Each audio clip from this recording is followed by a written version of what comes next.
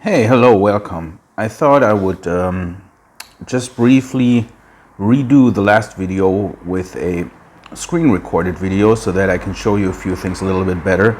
So I'm not going to go in all the details that I went before, like for example, this word likewise should be similarly. I have a video which talks about King James Bible translation corruptions, and I'm going through all those things. However, so what I'm going to show you why this first part here of the verse,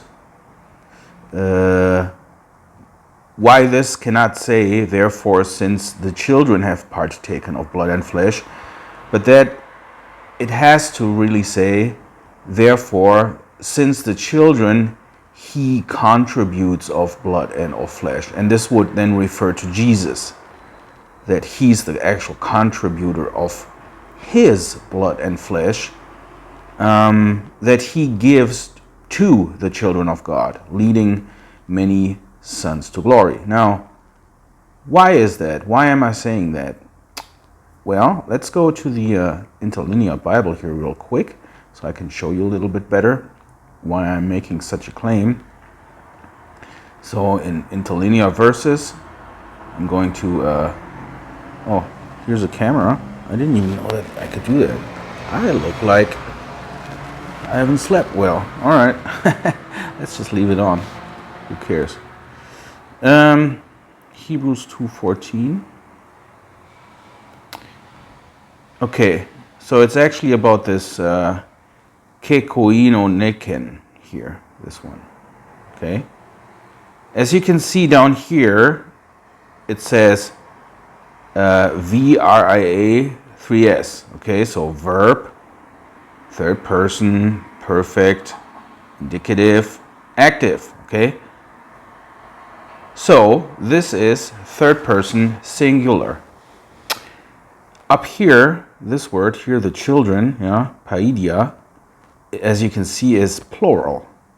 So there is a rule: if there are neuter plural subjects, they go with singular verbs. So children, partaken. It looks on the surface like everything is clear.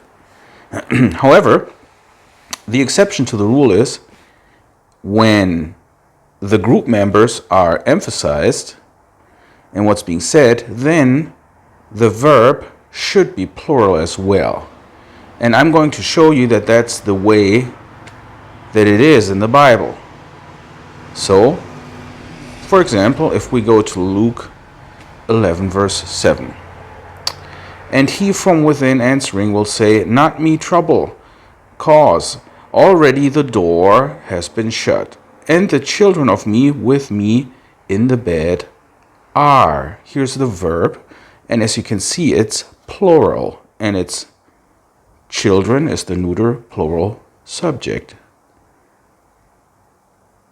John 21:5 says, therefore, to them, Jesus, children, not any fish have you. Yeah, here's the verb, plural, children, neuter plural subject. So, same thing.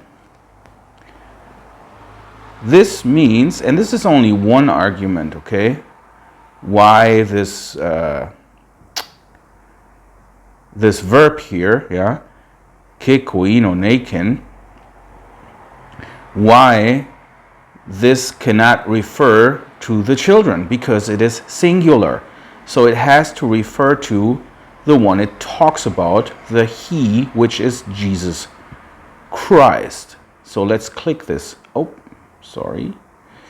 Let's click this verb here. Koinoneo, to have a share of. Share, communicate, contribute, impart, share in, have a share of, have fellowship with. So, I like this explanation, fellowship, a sharer. So it's something that you do actively, okay? And if you look through the instances where it's used, for example, in Romans 12:13, contributing to the needs of the saints. So it can be an active sharing by giving, contribution, or an active sharing by taking, which would be to partake. Now, the other verse was Galatians 6, verse 6. Now let me go there real quick. Let's share now the one being taught in the word with the one teaching in all good things. So, the one who's being taught should contribute to the teacher in all things. So, again, it's an active sharing. And if you look at, for example, here where it says Romans 12:13, it says V, PPA, and PM. So PPA, the A shows you it's active. Yeah. If you now go through all of them, you'll see they're always active. Active, active, active, active, active. Yeah. 8 occurrences in the New Testament. So sharing, whether it's contributing or taking, is always active.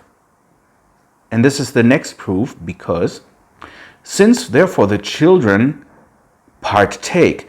Now, if this would refer to the children partaking in flesh and blood actively, that would mean that every human being that's born somehow makes a decision, let me take some flesh and blood here and partake in that.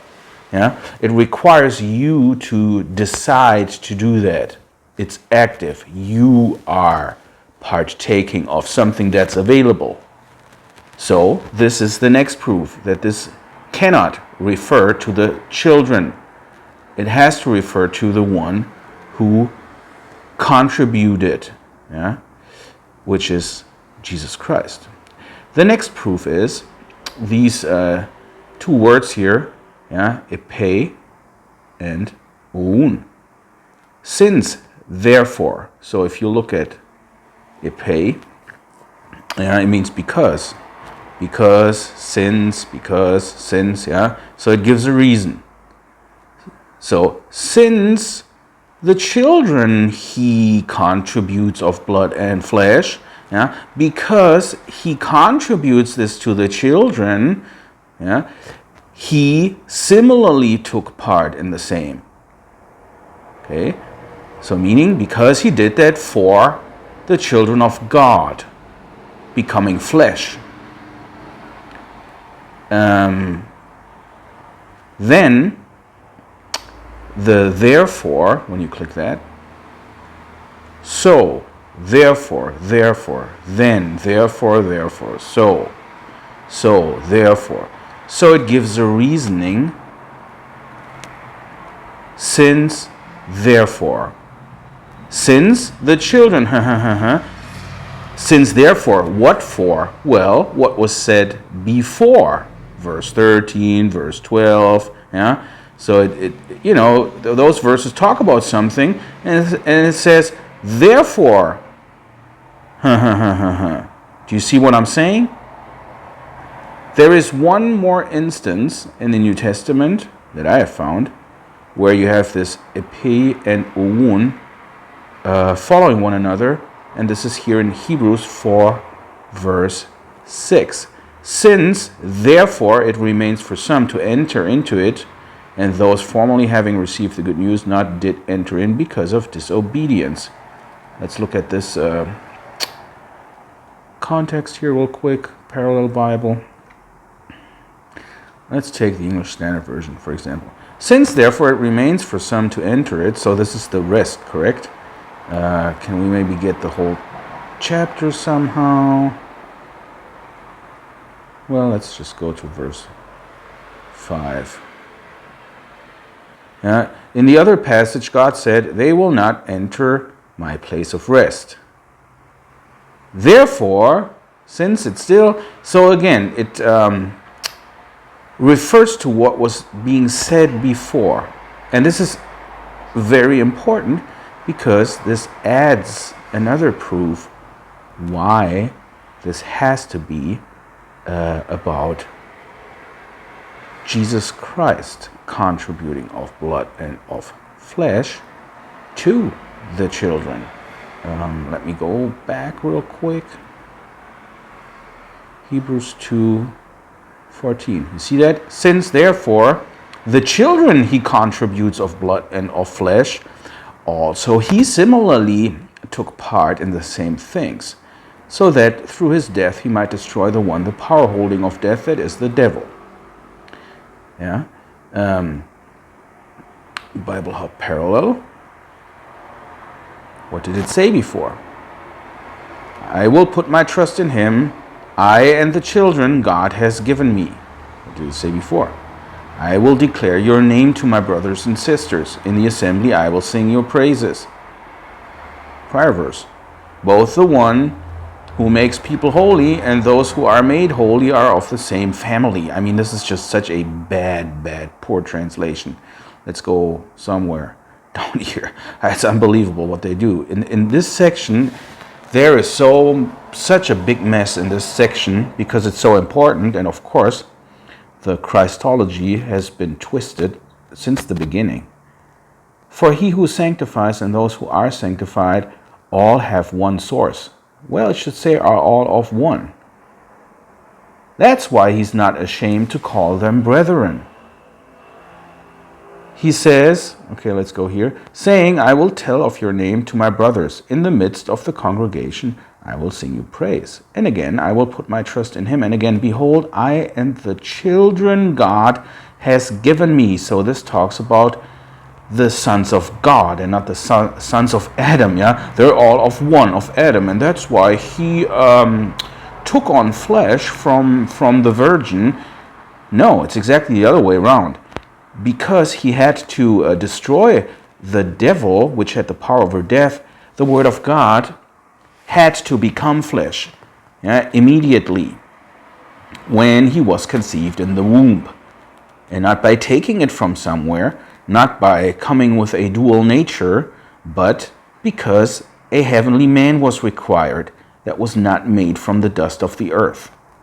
Since therefore the children he contributes of blood and flesh, he himself similarly partook of the same things.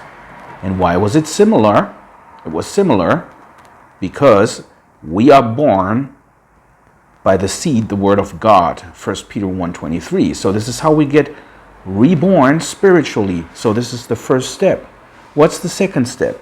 The second step is when Jesus returns, we will be clothed with his flesh. So with word flesh. Then we will be purely word of God. That's the state we will enter into the kingdom, being made in his image. Jesus went through this similarly. The difference is he didn't have those two phases. He became flesh immediately, and he was the word of God.